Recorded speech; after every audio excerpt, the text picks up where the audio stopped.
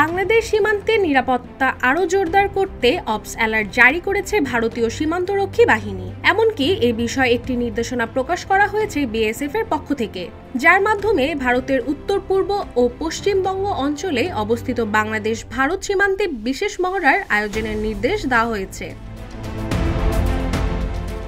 এমন তথ্য জানিয়েছে ভারতীয় বার্তা সংস্থা এনএনআই। মূলত ভারতের আসন্ন প্রজাতন্ত্র দিবসকে সামনে রেখে আগামী 31 জানুয়ারি পর্যন্ত বাংলাদেশ সীমান্তে এই অপস অ্যালার্ট জারি করে বিএসএফ।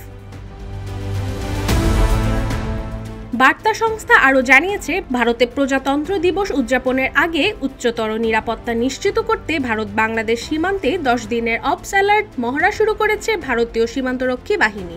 এক বিজ্ঞপ্তিতে বিএসএফ জানায়, বাংলাদেশের পরবর্তী পরিস্থিতি বিবেচনা করে 76তম প্রজাতন্ত্র দিবসের আগে এই পদক্ষেপ নেওয়া হয়েছে।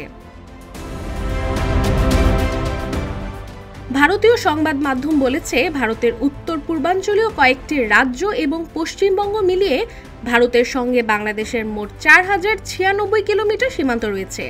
বিজ্ঞপ্তি জারি করে সীমান্তের দায়িত্বে থাকা সবগুলো বর্ডার আপডেট পোস্টগুলোকে সতর্ক করা হয়েছে।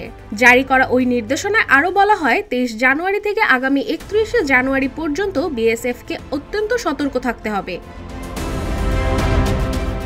বিএসএফ এর নতুন নির্দেশনায় আরও বলা হয়েছে, বাংলাদেশ সীমান্তে বারবার মহড়া চালিয়ে নিরাপত্তা ব্যবস্থা কঠোর করতে হবে। প্রয়োজনে রাত্রে অতিরিক্ত জওয়ান মোতায়েন করে নজরদারি বৃদ্ধি করতে হবে। বিএসএফ আশঙ্কা করছে, প্রজাতন্ত্র দিবস উপলক্ষে ওপার থেকে সীমান্তে অস্থিরতা সৃষ্টি করার চেষ্টা হতে পারে।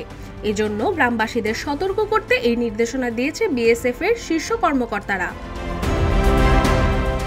সীমান্তের কিছু অংশ কাটাতরে নেই, তাই এসব অরক্ষিত এলাকাগুলো সবচেয়ে বেশি নজরদারির প্রয়োজন। আগামী 7 দিন এই এলাকাগুলোতে বিশেষ সতর্কতা অবলম্বন করতে হবে নির্দেশনায় বলা হয়েছে। রাশিকা হোসেন, রূপালী বাংলাদেশ।